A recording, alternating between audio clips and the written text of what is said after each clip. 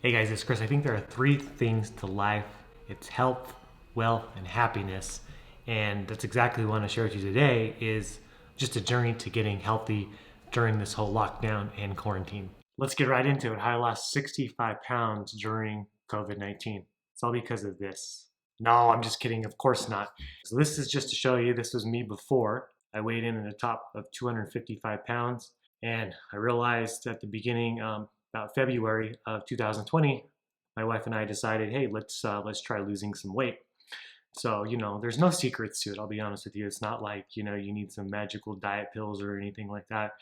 It's really just about creating lifestyle changes, and I'll show you a couple things that I did that really helped me. So the first thing is you got to change your eating habits almost immediately. Now, if you're already eating healthy, then you're off to a great start. You probably just need to add the right amount of exercise, and I'll get into that right now. We weren't eating too well. One of our problems was we were eating, later at night, and we'd kind of get these, nighttime cravings, so to speak.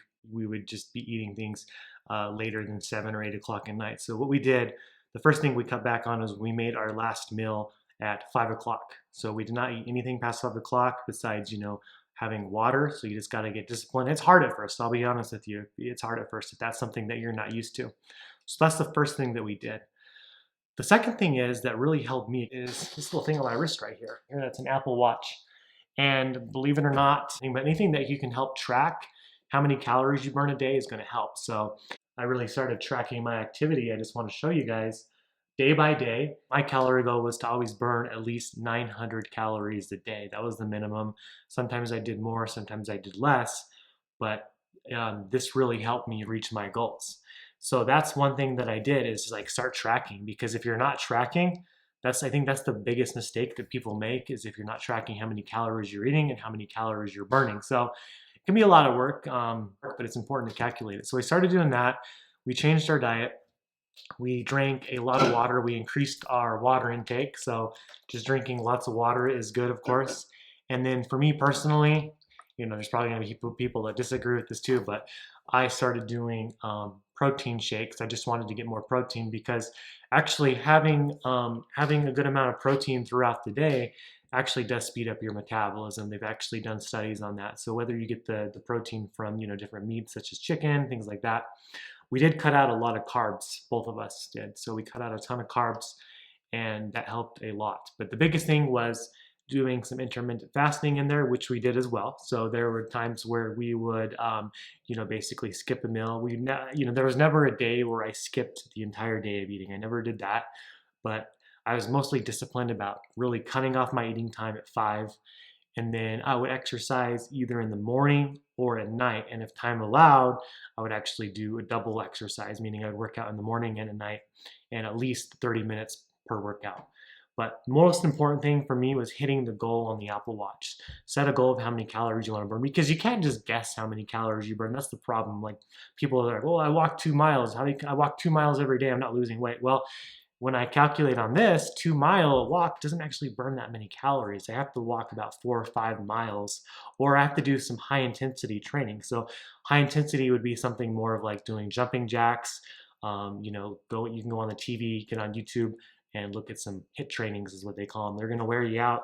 But if you're even at a beginner level, you can do that. So there's just a lot of different things you can do, but you got to really track your calories and make sure you meet that, because believe it or not, a mile or 2 mile walk isn't going to burn more than a couple hundred calories for most people. And of course, that depends on your body type. So track it every day, and we started getting results. It took us a little over 3.5 months. Another thing my wife and I did too, because they started closing down the gyms, and before they put all the restrictions in place, we were actively trying to go to the gym until it became more of a safety concern. We started doing a lot of outdoor hikes, and just nature walks. I tried to always set a goal when we were going outdoors to do 4 or 5 miles, and keep in mind that it can take a lot of time, but doing these walks is ultimately what helped us beat those calories. But if you have less time, then you just need to increase the intensity of your workouts to start losing weight. There's really no secret to it. The next thing is it's kind of figuring out like what fills you up so you don't get so many cravings. That's the really hard thing, especially if you have a cravings for like sweets. The first tip is just like stop buying it. If you have it in your house and you want to finish it, or you feel like you need to finish it, then get that over as your cheat meal and try not to buy any more, because if you only have healthy food around the house, that's going to help you. Another tip is meal prep. Meal prep is going to really save your diet. If you actually, the most important meal to meal prep, in my opinion, is breakfast, because you wake up in the morning. This is me personally. I'd wake up in the morning and I'd be like, wow, what am I gonna, what am I gonna eat today? And then if you're hungry when you wake up, which sometimes I am, you tend to want to snack on something or eat something that's not as healthy. So if I meal prep my breakfast, I found, whether it be some eggs, some bacon, whatever it was for the next morning, avocado, then that would just help me, because I would just pop that into the microwave, heat it up. So it was really simple. I didn't have to think about it. And I was pretty good with lunch and dinner once I got that out of the way. So I think meal prep is important. You can just do at least one meal a day. If you feel like, oh man, I have to meal prep all 3 meals or whatever it is. No, just meal prep at least one to start. If you like it, then do the other 3. So yeah, I mean, what I would start doing right now in this situation is, it's possible. You don't need, like I said, any special pills. It's all a matter of starting to change your lifestyle. So the first thing that we did, and it didn't make a difference, is we kept our same eating habits initially when we first started working out. And we were working out, about 35 to 40 minutes a day. But the problem was we weren't losing weight. So we changed our eating habits and we started getting results. My wife and I realized, once we started tracking, on the Apple Watch, or if you want to use Fitbit, or you want to use something else, that's when we really started to notice the biggest results. And there's actually a few different other resources too that you can use. Another thing I recommend right here is a simple calorie calculator. It's just calculator.net. You basically just put in your age, your gender, your height, and your weight. It'll actually calculate for you how many calories you need to eat a day to maintain, or how many you need to lose, depending on that. So I recommend just using this, and it gives you a good idea. Now, where do most people get their calories? For me, I was getting a lot of calories. Like, I'd have iced coffees, for example, and I cut back because I was getting, the sugary stuff, unfortunately. And believe it or not, that's like 300 calories a cup.